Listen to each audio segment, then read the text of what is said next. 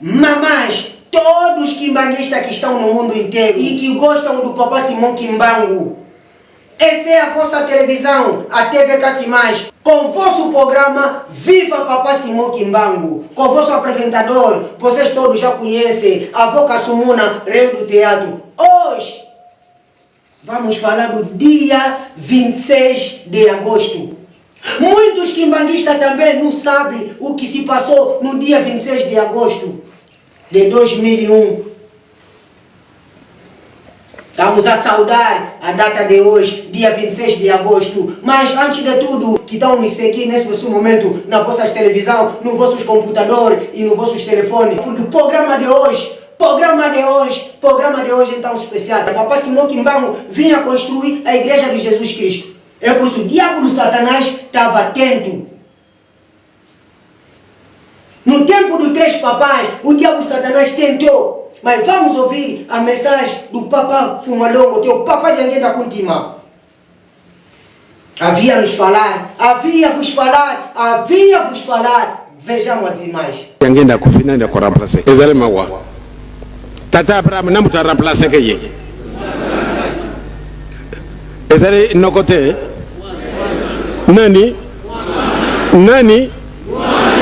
Papa Fumalongo, que é o Papa de Anguenda, perguntou na igreja. Muita gente está falando que Papa de Anguenda se morrer, quem vai ficar naquele lugar? Papa de Anguenda também perguntou. Papa Abraão, quando morreu, quem ficou naquele lugar? Eu tio. Nós falamos que não. Eu quem? Eu filho. Eu tio, não. Eu filho. Agora, chegamos no dia 10 de agosto, dentro de Nkamba. Papa de Alungana Kiangani chamou todos os seus filhos para lhe deixar a igreja. Conversaram no dia 10. O pai estava a recomendar como é que a igreja podia andar, como é que a igreja podia ser, como é que podiam ser com os cristãos. Papai de Alungana Kiangani sentou com seus filhos, orientou seus filhos como é que deveriam trabalhar. Vamos ouvir a mensagem do Papa Paul Kisolokele e o Papa Charles de Anguenda. Vejamos as imagens. Le 10 août, réunion à Soukatosaki na papa, presque 5 heures de temps. Na biso 26, Mokoloana Tozalaki kuna 23. Tosali réunion a presque 5 heures de temps. Sur les 26, Batata Tozalaki 23. Donc le quorum a été atteint, largement atteint. 23. Ni balé bazalaki na poto maman Christine na maman Nelly. Ça c'est l'histoire batata na maman. Tolinité me koleko yaba écorché yango. On était 23 dans la salle. Na biso to zaka na kamba moko kaka zanga na réunion wana ya suka eza papa zako. C'est l'histoire, c'est la vérité. Biso nyonso tozalaki. Banda na mutakwakia di tina mama Solange. Papa zako mtazangaki. Na maman Nelly na maman Christine bazalaki na poto. Mais qu'est-ce que papa nous a demandé ce jour-là? Une seule chose. Papa lobi na biso boye. Na le 10 août. Alobi ete bana na ngai boko ko sala likambo moko te soki bino nyonso bovande sika moko te.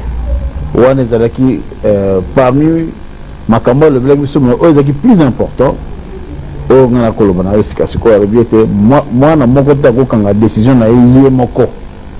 Abi à chaque fois bokanga décision mpona lingomba il faut bino nyonso bozala esika moko réunis bovandi ensemble et bokangi likambo biso tokosala tokobénir likambo wana bopesi yango na baresponsable de l'église wana soko tuni ndeko na ngai nyonso en tout cas bakopesa yo eya no ngana utopesa yo.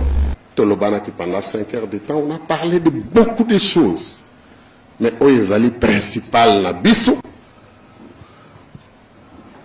na Kikongo na répétaka ngo pona histoire ezala écorché te na mikoleko ya biso tokozala te tozali koleka moto aloba te papa lobaka boyele ravandisaki bango na Kikongo c'est simple lukala mika miambo aleki lavaki mosi vumbukila vakimosi mukoso diamu dilizolele vanga lufetiteka uizananga kaluleni vanga diambo kuvuka luizaneko c'est tout na mboka Nkamba tangu totiki nzoto ya mama ikiwa na mozole papa bengi biso bansa lobi mutazonga nanu Kinshasa te bino bansa tokutana papa Mfuma Mbanza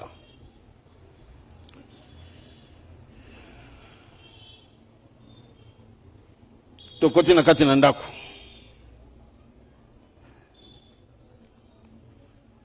alobi bana na ngai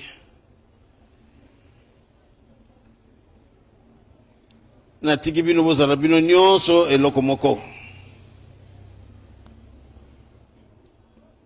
alobi na lingi bino banso bozala eloko moko mutu akanga likambo na ye moko te soki likambo ezali bovandi bino banso bokangi likambo soki bokangi bopesi biso yango totala soki tomoni ke ezali likambo kitoko tokotikela bino bolekisa yango bopesi na bambuta bopesi na lingomba nyonso me bolinga te likambo ne uta na bambuta ya pai na bino soki boyeli pai na bino pona decision te bo examine ngona no bino banso bande ko nga bazali awa soki nazali kokosa pa basi mwa contredire ngai ou bien papa Mbenza a contredire ngai puisque papa za kwa zakine na réunion on te et intéressé ki na ngoyete le 10 août makamuso le kanaki na kati ça ne vous concerne pas, ça nous concerne watatana ba maman papa lobi asilisi vers la fin alobi na papa Firmin abina lingite bolalao bozonga Kinshasa na butoyo lobi fo bokatsa parce que tozana musala munene zo za biso na mikolo za likoya ya bomemeki na simankendo le mayebaki kazali ko kende abina papa Paul zonga mbangu na Luanda soki nazali ko kosa bande ko nga bazali awo soki papa Simo aza sincère ou bien papa Mbenza ba contredire ngai ya solo batata na ba maman papa senga ki bango babi manuita mo biso nito bimaki le lendemain na tongo me bango babimaki na poko wana babimaki batata na ba maman o yazali kokosa nani azali koloba solo. Muito obrigado, papás e mamães que estão me seguir nas vossas casas, nos vossos telefones, no Facebook, no YouTube e no WhatsApp. Mensagem que o papai de Alungana Kiangani deixou nos seus filhos. Depois do desaparecimento físico do papai de Alungana Kiangani, os filhos sentaram, organizaram conforme que o pai tinha lhes orientar. Muita gente estava a perguntar, assim conforme o papai Mfuma Mbanza morreu, quem vai ficar naquele lugar? Satanás também foi fazer também reunião dele com seu discípulo. Os papais se fecharam dentro do quilombo. Todos os papais 26 se fecharam dentro do quilombo para receber mais ngolozampa. Vamos ver as imagens, como é que os papais saíram dentro do quilombo. Muita gente diz que o papai Paulo não estava, o papai fulano não estava. Vejam as imagens.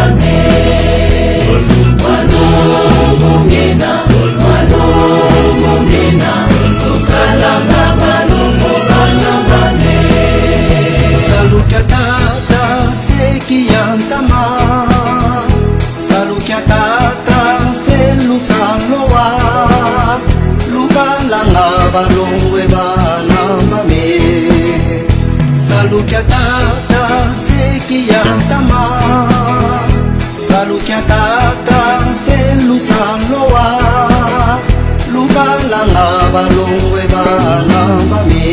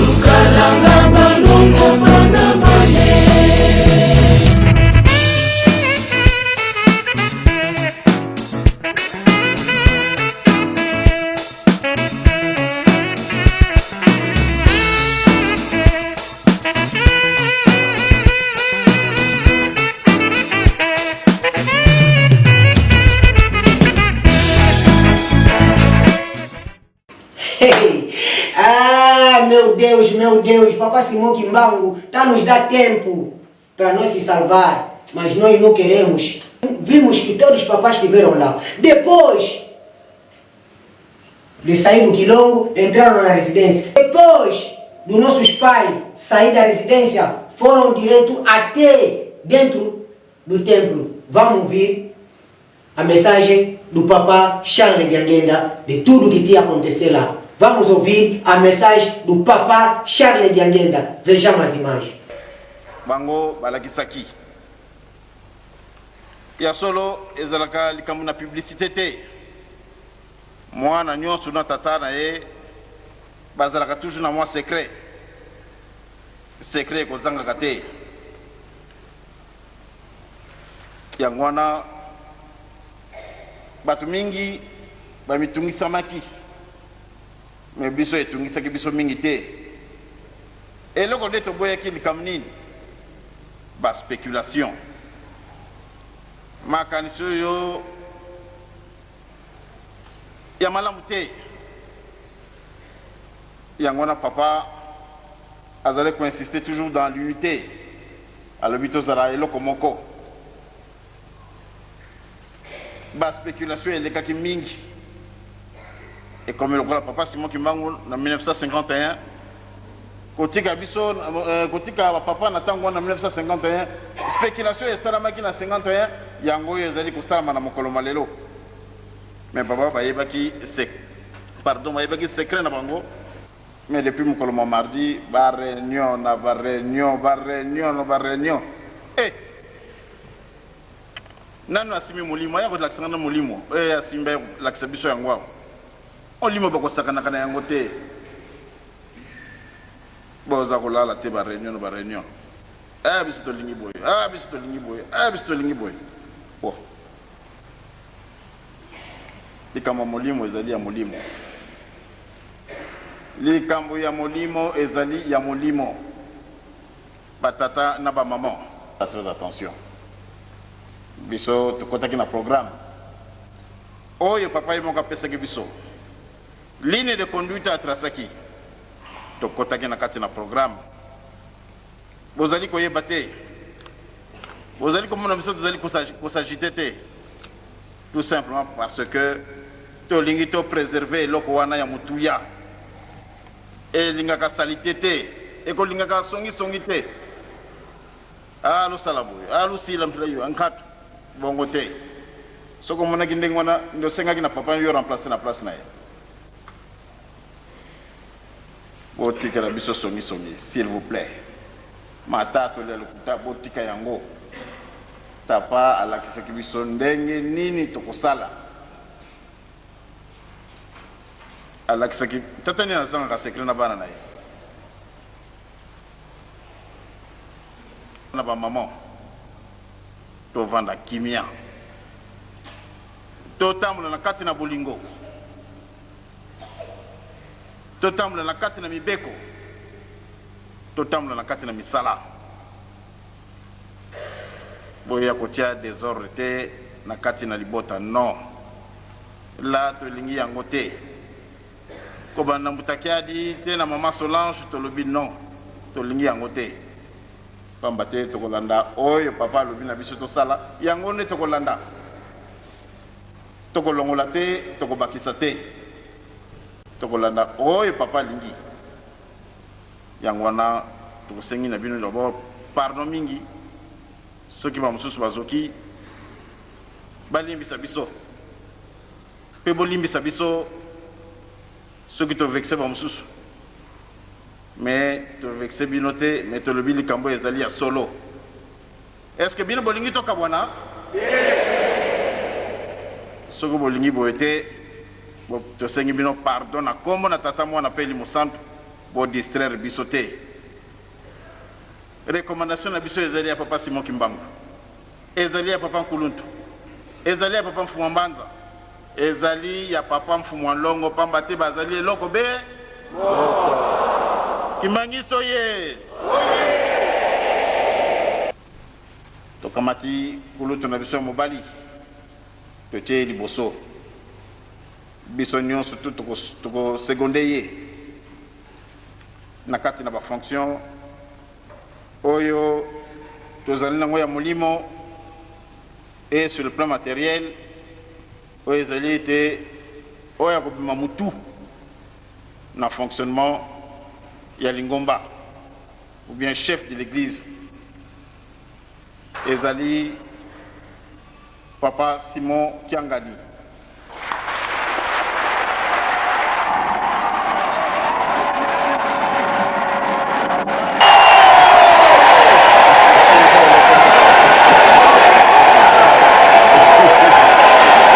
Kimangisto ye!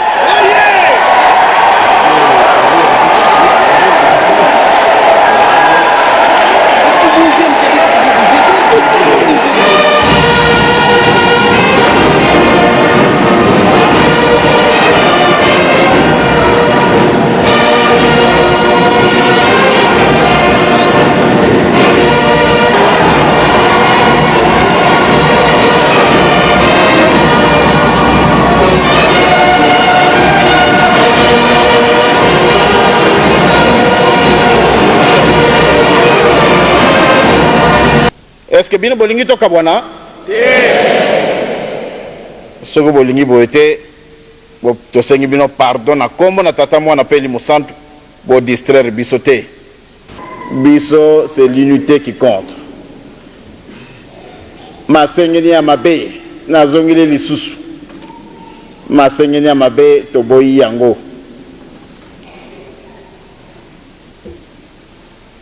Ngana zali mutu na papa Simon. Ngana zali mutu na papa Zako. Oh papa Charles. Ou bien papa José, ou bien papa Alphonse, ou bien papa Firmin. Biso tozali batu ya papa Simon Kimbangu. Tozali bakimbangu. Soki oye na makanisi ya bosala biso boye tokoyokisa yo soni. Ewa.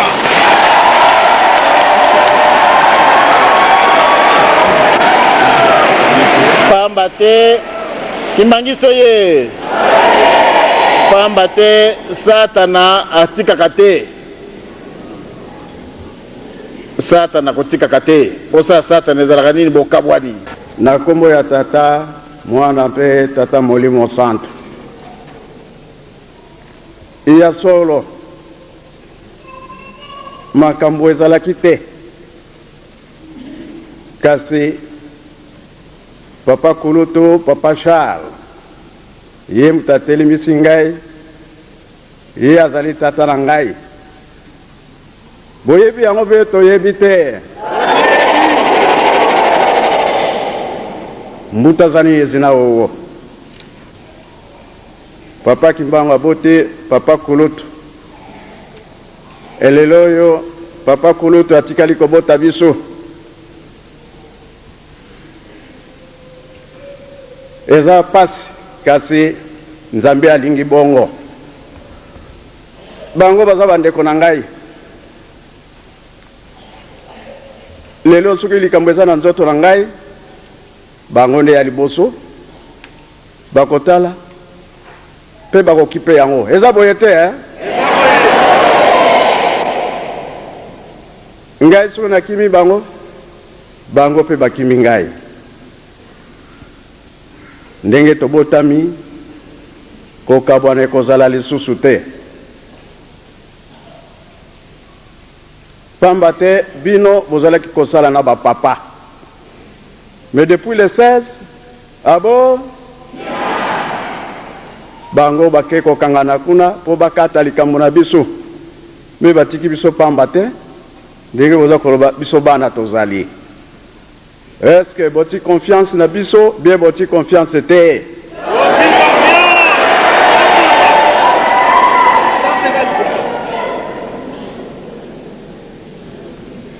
banda na yaya Nkwakiadi tina mama Solange tozali mutu moko tozali kopanzana na Brazzaville na Angola tina poto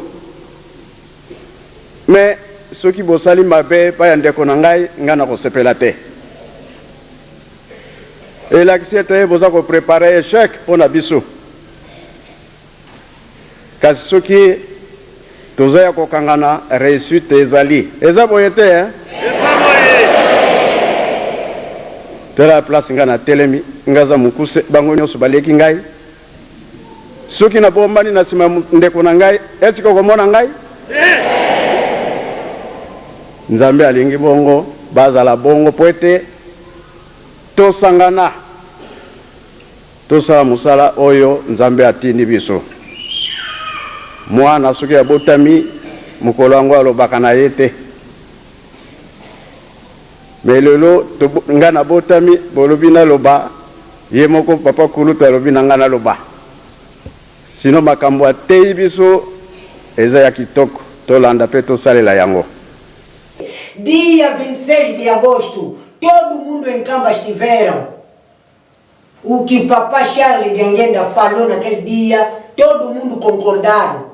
O que Papa Simão Kimbangu Kiangani falou naquele dia, todo mundo concordaram. Porque era a conduta que o Papa Simão Kimbangu deu para dirigir essa igreja. Quando o Papa Charles falou, todo mundo... Uau! Até os bambutas que querem estragar essa igreja também estavam contentes todos. Afinal de contas, dentro dos corações dele, os papais são muito. Os papais nasceram muito. Vamos voltar um bocado atrás. Em 1921, Papa Simão Kimbangu preso. Mas em Lubumbashi viram o Papa Simão Kimbangu, no Mbanzangungu viram o Papa Simão Kimbangu, não sei se aonde viram o Papa Simão Kimbangu. Papa Simão Kimbangu estava a mostrar ao mundo, eu posso multiplicar 1000 vezes, 2000 vezes, 3000 vezes.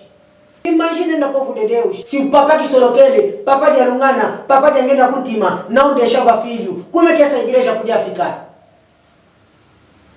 Podíamos ficar tipo Sodoma e Gomorra. Veja nesse tempo que nós estamos 19 anos da separação. Outros querem unificação da família santa. Se os papais se unirem, a igreja também vai se unir. Outro lado, não querem a reconciliação. Por quê? Povo, papais e mamães, quimbanguistas, acordem. Sofrimento está aumentando de cada vez. Sofrimento está aumentando de cada vez. De que nós separamos, já fizemos o quê? Que de bom que nós já recebemos? Será que Papai Simão Kimbangu vai nos pagar o que nós estamos a fazer? Vocês com vossos irmãos estão a conversar.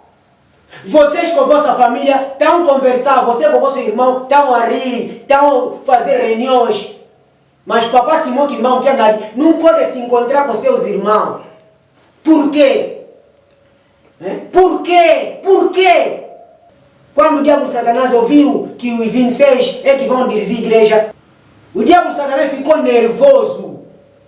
Começou a aplicar já, os papais são muito, nasceram muito. Mas papais e mamães, pessoas que vocês estão chamando Deus, Deus papai de Sorokele, Deus papai de Alungana, Deus papai de alguém da Kuntima, mas estão a contrariar que os papais nasceram muito. Isso é falta de respeito no vosso Deus. Isso é falta de respeito. Estão a faltar respeito no papai de Sorokele. Estão a faltar respeito no papai de Alungana. Estão a faltar respeito no papai de alguém da Kuntima, porque os papais nasceram muitos. Que isso? Kimbanguista, acordem. O que estão a falar isso não são kimbanguistas. Vieram fazer turismo dentro da igreja. Depois também Satanás também disse, Ele também foi fazer rebelião dele.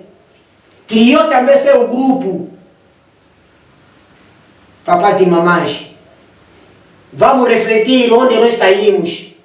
Vamos refletir nessa mensagem do Papai Charles e na mensagem do Papai Simão Kimbangu Kiangani.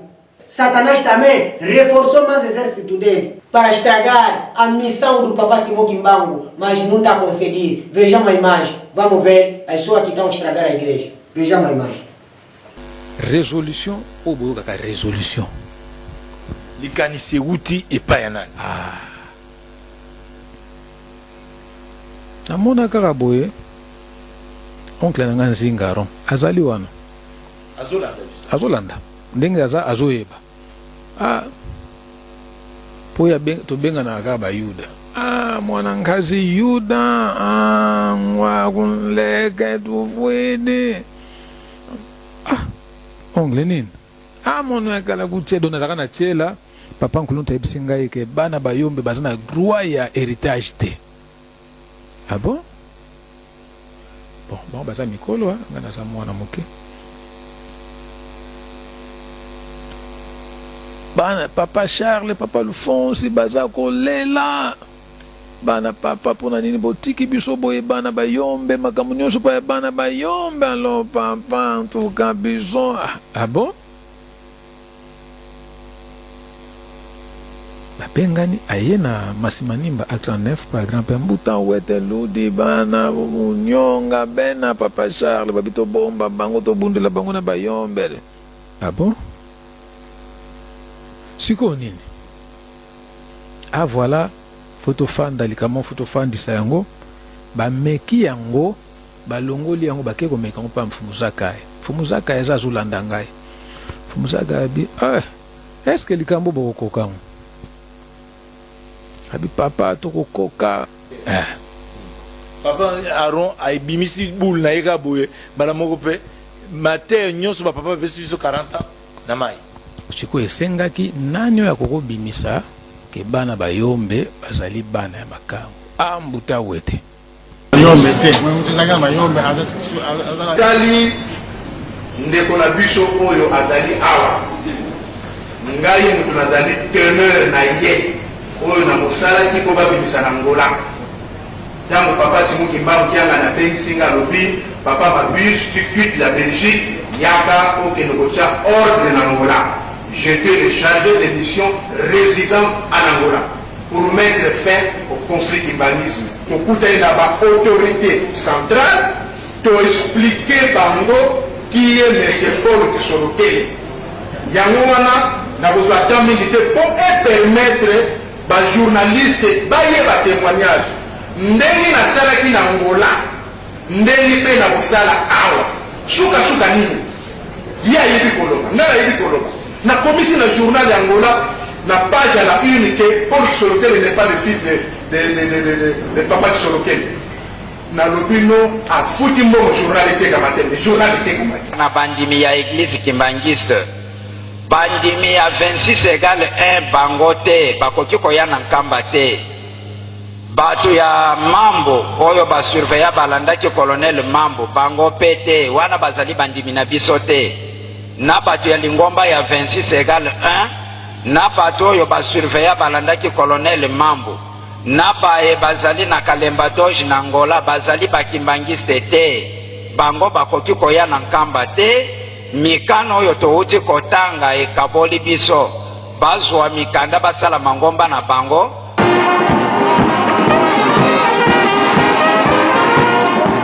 Papa qui solo kele frère firmé bakanga ki yo mutelo batambusa ke Brazzaville batambusa na Brazzaville na pick-up na libanda pick-up ezali weza ya kufungwama batambusa nazo bango polele na t-shirt ya pembe polo na munene ne wana alimbisa. Alors vous pensez que vraiment azalaki makilete? Oui azalaki makila na munene ne wana. Réconciliation, paix, réintégration, Ikelevé. Réconciliation, paix, réintégration, Ikelevé. Tambo sosi na woka ka révocation. Yo o révoquer mutu. Te oku ko révoquer yete. Révocation wana ezali mo français. Kubenga na ye. Kuyedi sosi na ngumbo yo te. Wana ezali révocation. Est-ce que biso ko salaire? Hein? Réconciliation, paix, réintégration, Ikelevé. Bolingo c'est-à-dire sika wana tozali susu musika nazar ko mona kabati mususu bakulu barakate kasi bazeli bada papa simoke bango mawa. Vamos ouvir mais a mensagem do Papa Charles Diangenda. Vejamos as imagens. Tango nous sommes balika ma réconciliation. Aïe malade koti. Lelo babimisi nini soki nini statut. E bongo le boko bimisa nini. Bandaka lezale kaka boy. Bango balobi bongo bakomi boy. Bango balobi bakomi boy. Oh nkambe za biso nyonso babosa na nkambe za biso nyonso. Papa simoki mbanga za wapi? Nzoto neza wapi? Mama mwila zali wapi? Papa Kisolokela zali wapi? Papa Jalungana zali wapi?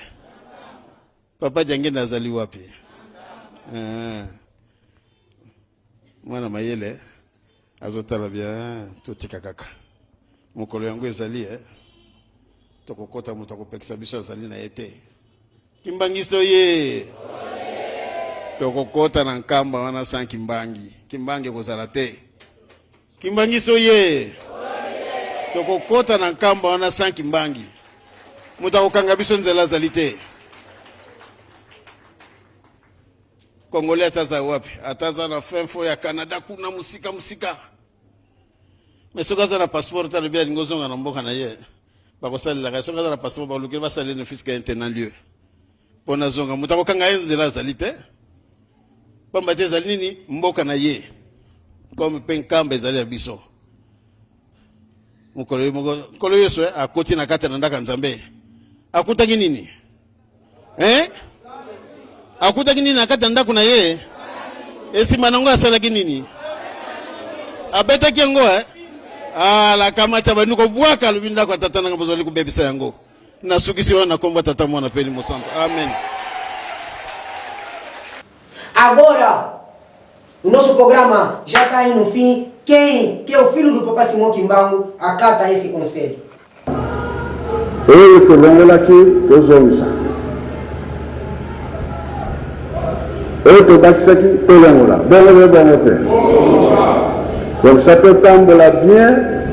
Eu la mabolinha batata ndenge balinga aqui, eu sale lá. E de 2001 até hoje, 19 anos.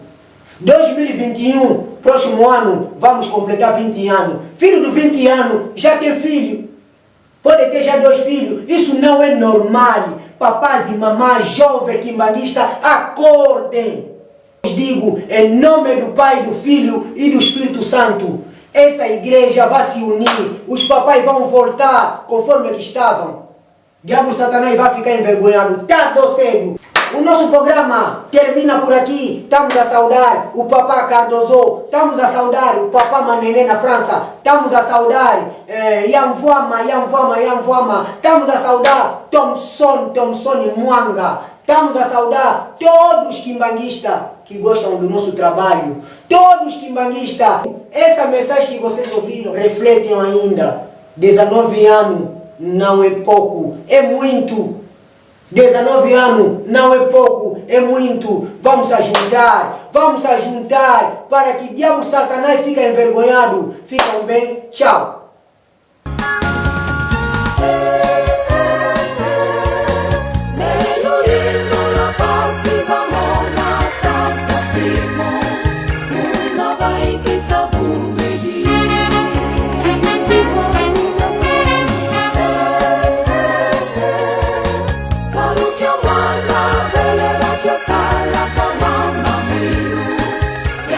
Por